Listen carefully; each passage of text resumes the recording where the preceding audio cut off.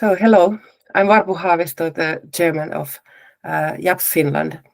YAPS is an organization that wants to bring to the fore the voices of the Israeli experts who are being ignored in the human rights debate about Israel. And today I have as my guest Itai Reuveni. Hi. Hi, everyone. How are you? I'm fine. How are you? I'm fine. Yeah. So Itai is the director of communications in NGO Monitor. And NGO Monitor is an important research organization which monitors the activities of NGOs involved in Israeli-Palestinian conflict. NGO Monitor has a very important database on their website that documents the huge flooding of money to NGOs pushing the pro-Palestinian agenda, mainly from European governments. I recommend everyone to check it out. NGO Monitor was founded soon after the notorious UN World Conference Against Racism, which was held in Durban, South Africa in 2001. This conference turned into the worst burst of anti-Semitism since the Holocaust. So in Durban, NGOs were aligned with the UN's anti-Israel policy. The apartheid campaign against Israel and accusing it of genocide and other crimes were declared as a part of NGO's anti-racist agenda in this century. Now we see everywhere the results of the operation of this anti-Israel machinery. Itai has been working for NGO Monitor for well over a decade, if I'm correct. True. Yeah, his expertise are social movements and civil society, and NGO's role in conflict and foreign funding for NGOs and anti-Semitism. But since the October 7th, the horrible attack by Hamas, he has also been fighting several rounds to serve his country. Would you like to tell something about your personal experiences during the war? And maybe we can start with where you were on October 7th and how it affected your life. Yes, so I think October 7th is it's an important point that affected, first of all, of course, personally, but also nationally and internationally on many people's life, whether it's Israelis, Jews, people who support Israel, or just regular people that have no opinion on this conflict. Personally, for me, October 7th caught me in a regular Shabbat morning. As soon as the alarms came in and the horrific videos of rape and murder came in, I understood, together with some of my friends from the army, that the IDF probably will not call us because there is a failure in all the command and control, and we took ourselves to the north and not to the south, because the assumption of many that in the same time probably Hezbollah is going to invade also. Big fear was actually from Hezbollah, not from Hamas. Hezbollah was a bigger threat, more sophisticated, more advanced, more modern, and this is why we went to north. I'm serving as a reservist in the paratrooper brigade. I served there in my mandatory service a long time ago, and I'm still doing reserve there. And since October 7th, we did, in my unit, we did 4 rounds in different parts of the Israeli north, and also including operations, including the ground operation inside Lebanon, trying to clear out all Hezbollah compounds. We've been there, we saw what Hezbollah prepared for us.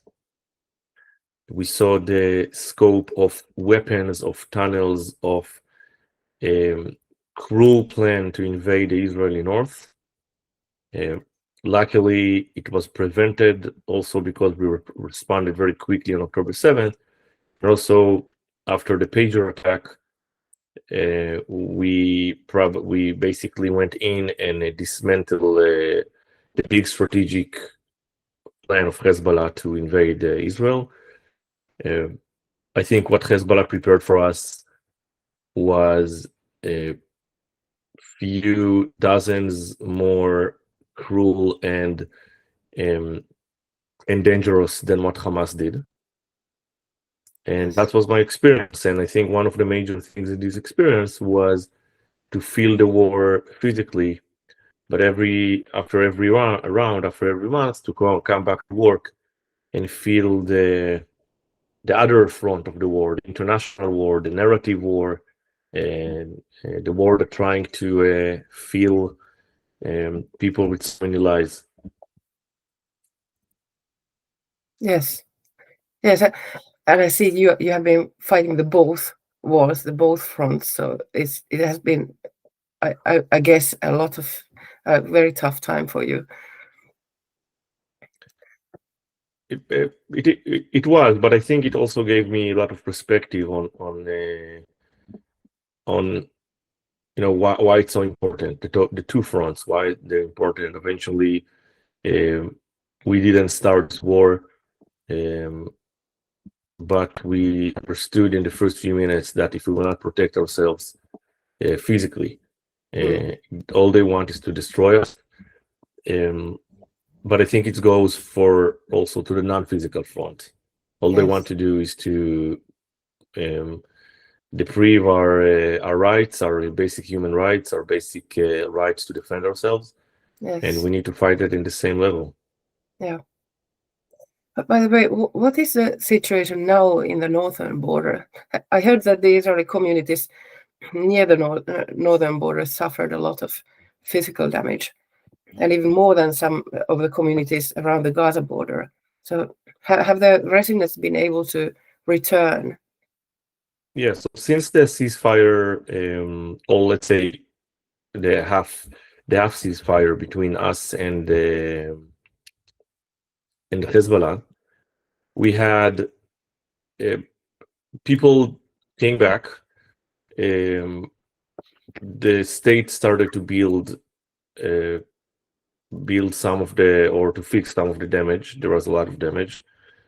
Or as someone that's been in the north hundreds of days and saw, from both sides, from the Lebanese side and from the Israeli side, the damage was vast. But soon after the ceasefire in the end of 2024, people came back. People started to rebuild their lives. It's not an easy process. It's a very long process.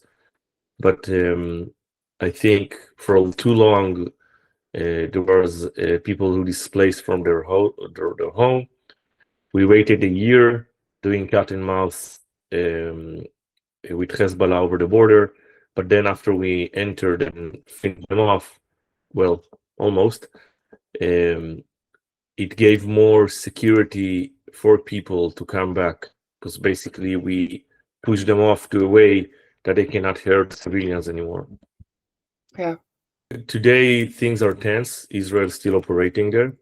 Not from the ground, of course, because of the ceasefire, but from the air. Hezbollah is always trying to reconstruct themselves. They find it very difficult because they don't have Syria anymore. Not easy for them anymore to get shipments from Iran, Iraq to Syria. And also there is a pressure on the Lebanese government to disarm Hezbollah, which is an interesting question. But has the Lebanese army been able to disarm Hezbollah, or how is the process going? I'm skeptic. I think Hezbollah is a violent, extreme organization, and in the moment that they feel that the Lebanese army or the Lebanese government is really have the ability to disarm them, they will fight back. They're looking on another cycle of inside civil war inside Lebanon. Yes. But we are still looking up north. Like, I think the north is still a threat that we need to understand how it will develop. Do you think Israel can achieve all the goals of the war? I mean, in Gaza, not only the release of the hostages, which is now almost complete, but also the disarmament of Hamas and ensuring that Gaza poses no threat to Israelis anymore. do you think it's possible? What's happening there? What lies ahead? Well, personally, I think it is possible. It's a realistic goal. I think it was always a realistic goal. But also we need to be honest with ourselves and look on the different pressures and players that are involved. First of all, the Israeli society is, I think, understand that the war in some point should be over, regardless the results. And then we add the enormous pressure, sometimes justified, sometimes not, from the US. And then you have the enormous non-justified pressure from Europe. Yes. And take into account that also we have different interests to go back to stable times regionally with the Gulf countries and with other countries that that we have, let's call it, cold peace with, like Jordan and Egypt. So I believe that now with the different players, each one trying to push to its own interest, it can be difficult to achieve the total disarmament of Hamas.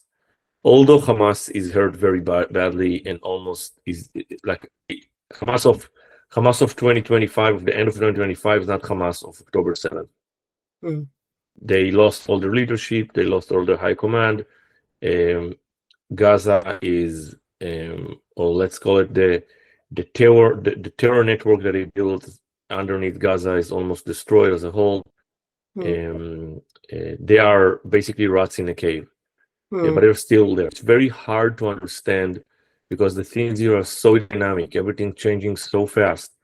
And it also depends on what is the second stage of the ceasefire will look like. Yeah.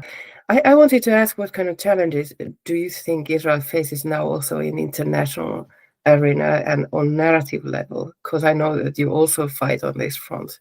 Yeah. So first of all, in order to answer this question, I want to lay out the framework of like why Israel is facing such an international pressure. So, like you mentioned, from Durban 2001, the anti-Israeli strategy flipped from a physical strategy of trying to wipe out Israel off the map physically to trying to wipe out the moral idea of why Israel should exist as a country among the nations. Yes. Basically, if we're going deeper, wipe out the idea that Jews are entitled to any self-determination nationally. The spearhead, the weapon that this idea used are NGOs that claim to promote human rights and universal values, basically using Western values of human rights, international law, etc., in order to portray anything that has to do with Israel and Zionism as evil and bad, no matter what the facts are. And this process started in 2001 and was prominent in the war against Israel until October 7th. Basically, laying the ground to the day that Israel will have to defend itself and showing the world that Israel has no right to defend itself whatsoever. An Israeli rape victim is not a rape victim. An Israeli child that executed is not a victim. It was not murdered.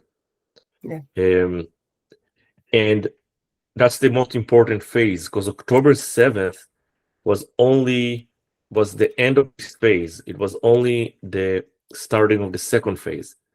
The phase that was a great, I would say great, in a sarcastic word, it was a great opportunity for this anti-Israeli movement to take all the people that they try to advocate with, whether it's European elites and students in campuses and people in anti-Israeli churches or in unions or in you name it, and tell them That's it. The time come. The time has come. Let's now it's time to tell the Israelis what we think about them after 20 years of dehumanization and delegitimization. This part came very quick, already on October 7th and 8th. We collected more than 640 statements by human rights activists or NGOs from October 7th to October 10th, while Israel still was murdered next to Gaza, while the IDF even didn't step one foot in Gaza. 640 statements that condemned or justify or downplay the massacre. And those are the so-called human rights NGOs. True, only from human rights NGOs or so-called activists. Yeah. Now, of course, the European elites, including governments, that for years funded those NGOs and for years shaped their policy, sometimes very anti-Israeli, very biased, and very double standards towards Israel. They did it for 22 years. Of course, that when time will come, they will have to speak out also in the same tone.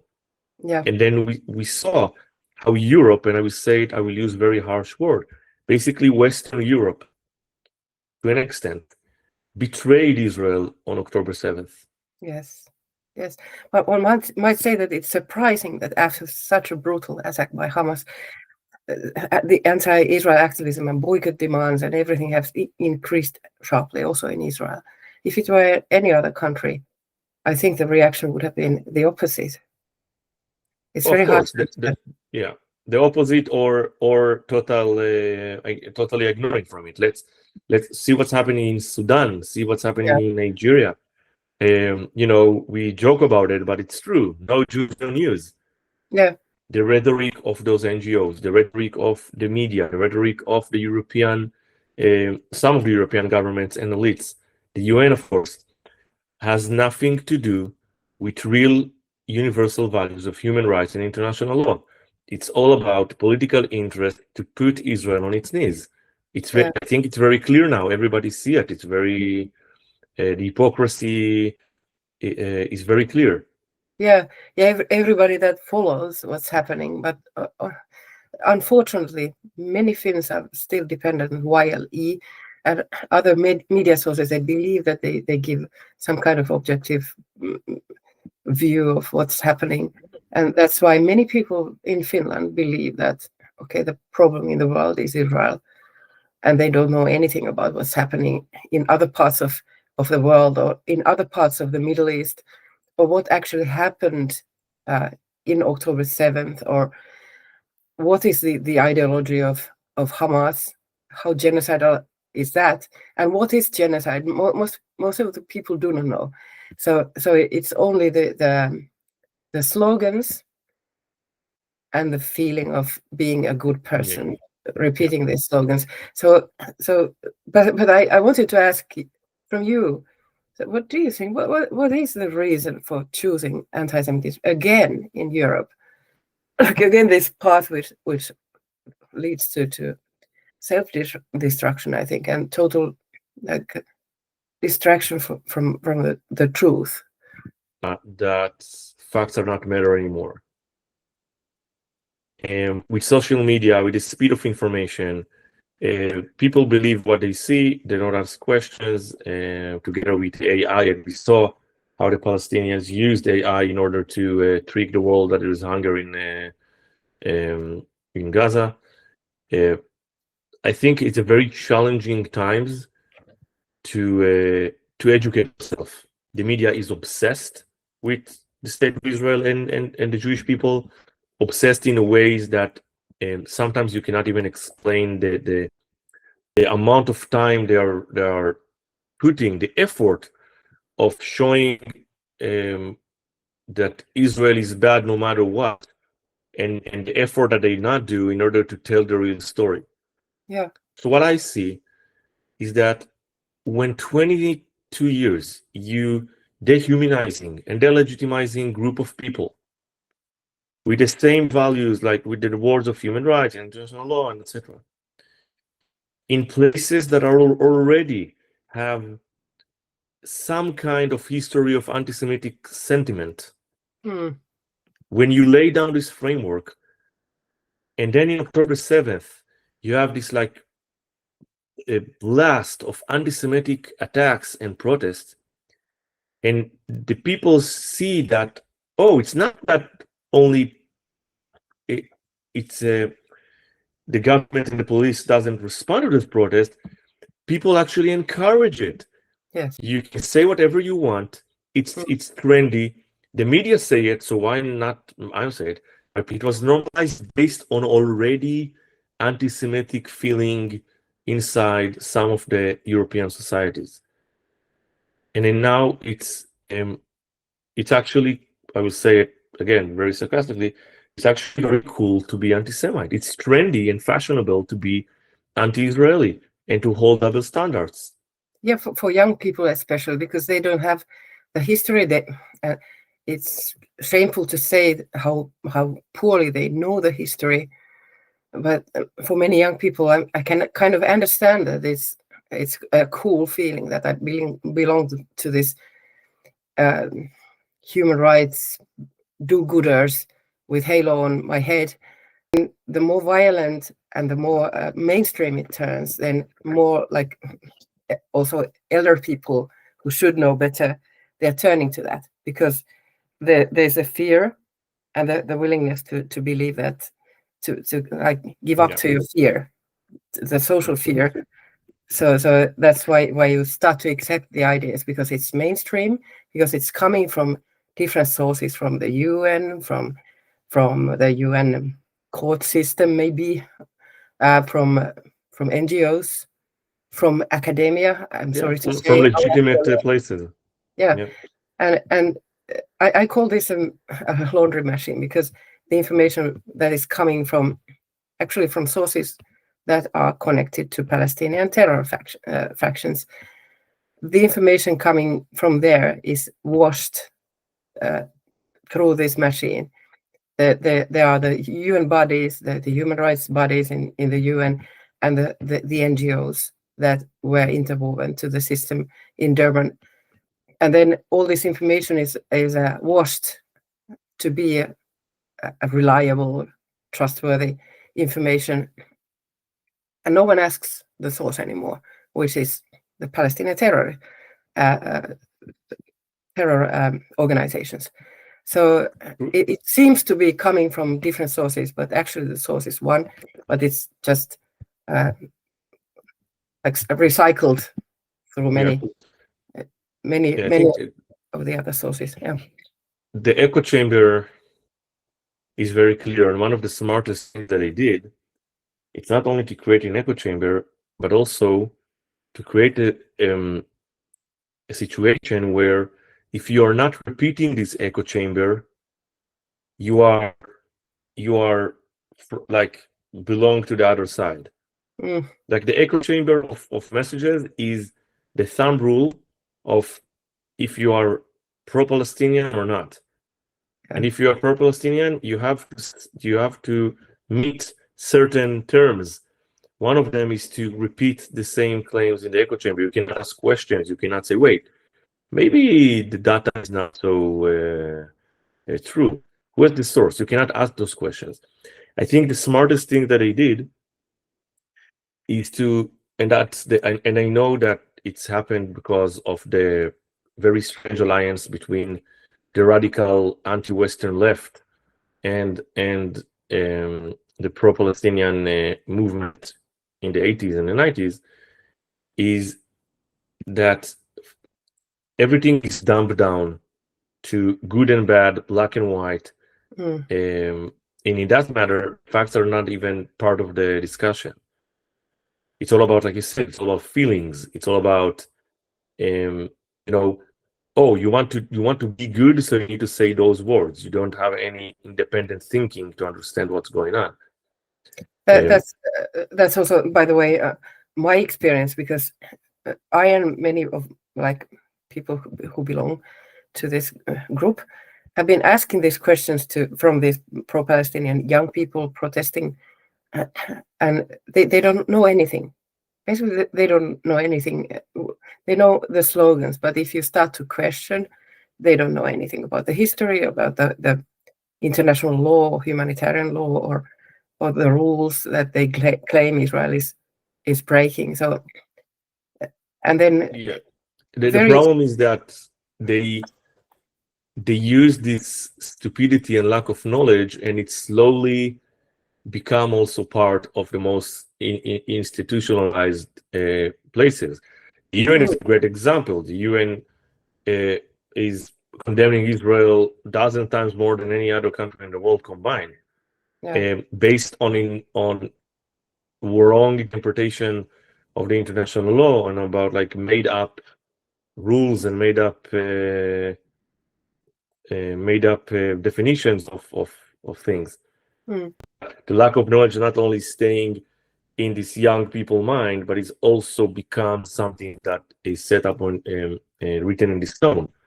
Yeah, you basically create two systems of values internationally, one only for the Jewish state and one for all the other states. The Jews are always need to prove themselves that they are better because they are the standards that the international community is asking from them are much higher and much wrongly interpreted than all the other parts of the world.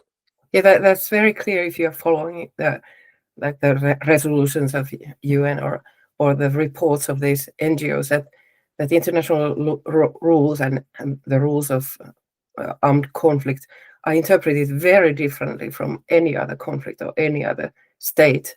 So it's double standard, and that's how you turn like the international rule-based system to a tool for oppression against one. Weapon, yeah. It's So, a weapon, and I think it should be also considered as a weapon. Yeah. They weaponize the NGOs, they weaponize the international law in order to hunt Jews. It's a question whether Europe deeply understand what does it mean to disconnect in such level from their Jewish communities and also the only Jewish state. It's not. It's very similar to 1939, but it's also not similar because now there is a Jewish state. Yeah, that's true. With interests, with power, with money, and I think that some of European countries needs to wake up before it was too late. Yeah, that's true. That's true. But so we've identified the problem, but what should we do? What can we do? It's a great question. I think that question it really depends when we say we. So I will relate to we as a civil society that is very involved in this aspect.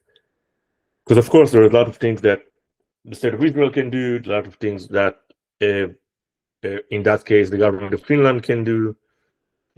But I want to focus on us as organizations that working in the civil society frame, is that I think there are few assumptions and conceptions we need to change. First, we need to understand that that's a war. That's not a discussion. That's not a debate. Not anymore. Maybe it was, but not anymore.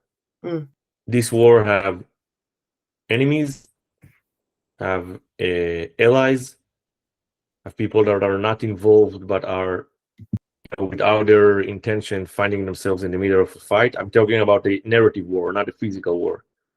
It's the same thing. And I do think that we're doing some mistakes and we need to fix those mistakes. One mistake, for example, we many times try to speak to the people that are with us or convince the vocal people that are not with us.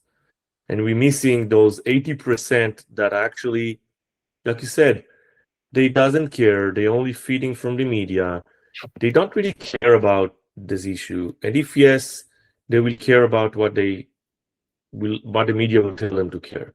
We neglect the movable middle, the people that we actually educate. So that's one problem. And I think to going back and to make sure that you talk and educate and convince audiences that you usually don't engage with. It's a one part of the solution, which brings me to the part two. So one of the wrong assumptions, in my own personal belief, was that our allies are we're sharing mutual values with our allies. In Israel's case, it was Western liberal, maybe Judeo-Christian values, but we saw that on October 7th, most of the allies that we thought we shared the same values with betrayed us. How come the Islamic movement became best friend with the LGBT movement? Yeah, that's very odd. That's the reason is because they understand the word allies not based on mutual values, because there is no mutual values between them. Yeah, sure. But based on mutual interests. Long time ago, that we can join the fights by ignoring our differences in values, choosing one or two mutual interests. That doesn't mean the one will not throw the other from the roof when they can. Yes. I think we had this misconception. Like, there are so many groups and communities all over the world that will be that we hear the truth, that will want to understand what Israel is facing off, that this threat is this Islamic terror threat that we are dealing with. Yes. And this thing can come to your doorstep in Finland, in France, in India, in Japan, in every place. Yes. To be more focused on specific audiences, but also find new allies, will help us to, as a civil society organizations, help us to move forward. Yeah, I think many Finns do not understand that if the moral values, if the basis of them crumbles, like if you use this kind of double standards, then it really eats up the basis, or it dismantles it, and then it's not only the Jewish state which will suffer. I mean, maybe people are so interested only of their self-interests, of their own lives, that they think that they are not interested what happens to some little country somewhere, but they don't understand that this will come to their lives also if they don't do anything. So that's one thing certainly which people should understand. It's only that they don't want to understand until they really feel it in their own lives. That's a big problem. It's true. I also don't forget, and that's actually can be one of the solutions. It's very easy to be anti-Jewish. It's not requiring you don't pay a price for it. Yeah. If you're anti-Black or anti-Muslim or anti-LGBT, you will be fired from your work. You will be condemned. You'll probably be arrested in some of the most liberal countries, like in the UK. Yeah. But to be anti-Semite, or to attack Israelis on the streets, or to destroy their property abroad, it's actually, there is no price tag on it. Yeah. We always, I think the Israelis always say that whatever starts in Israel will never finish in Israel. Terrorism will, if it will not stop here, terrorism will leak to Europe, and we saw what's happened in the last 20 to 30 years. And look, let's face it. Look what's happened. Look what's happening in the last few days in the Christmas market all over Western Europe. Yeah. There are some Christmas markets that actually was destroyed by mob, by so-called pro-Palestinian mob, in the name of Palestine, in the name of those things. Yes. You have two choices. It's whether we are destroying the fabric of your European lives, or you are swearing to be with us against the state of Israel and against the Jews. Yeah. That's what they say to you eventually. Yeah. Well, it's I think unfortunately I think that European societies are being cooked so slowly that the growing generations don't know anymore what the life was like before all these changes were started to happen. So that's also one problem. And the other problem, I think, is that the roots of the values, so the Judeo-Christian roots, are being cut very effectively, so that young people, they don't have the roots anymore. So the values are like a building without basement, or a tree without roots. So that's also a big problem. So there has to be kind of, I think, spiritual revival or understanding that we also need the roots to keep the tree alive. So that's one problem also, which is very serious, and it's not easy to fix. But is there anything else you would like to add, which I didn't notice to ask? I would say two things. One, regarding the spiritual roots. I think for us, the Israelis, and many Jewish communities all over the world, October 7th and the aftermath of October 7th, and again, the betrayal of the Western world, made it very much more sharper that we are here to stay, and we are staying here because we have such a strong roots. You can be secular or not secular, or whatever you want. Eventually, it's made it very clear why we are here and what is the reason for us to stay. And I know many people, Israelis, that are not religious, they're not spiritual, but those 2 years made it very clear for them why we are here. Yeah. And why we are belong to our homeland, to our nation land, to the place that our forefathers walked and made it green and beautiful like it is today. That's one thing. And I think that this revival will be slow, but it will happen. It usually happen when there is crisis. Yeah, that's true. The second thing I would like to add very shortly is that this war that I mentioned, the narrative war, it's not only war of words, of trying to convince each other, but it's affecting actually the people's safety and lives. Yeah, we need to be very strong together. Yes. Whether you as a group and us as a group and others, and make sure that no matter what, we are moving forward and we're trying to expose the lies and the truth with all the noise that the other side is doing. Yeah, I know it's David more against Goliath, but eventually David won. Yeah, that's true. I mean, truth always will win. I believe that. So whatever happens, I mean, there can be many difficulties, but anyway, the truth will stand and the lies will disappear. That's for certain. And we also, I personally believe very strongly that Israel will prosper, whatever happens. So we want to wish you, Itai, also personally, peace and very happy Hanukkah with your family, and peace to Israel, and peace to every peace-loving person, people everywhere. So thank you very much for this interview.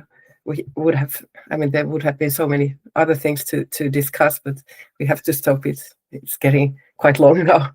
Okay, but thank you so much.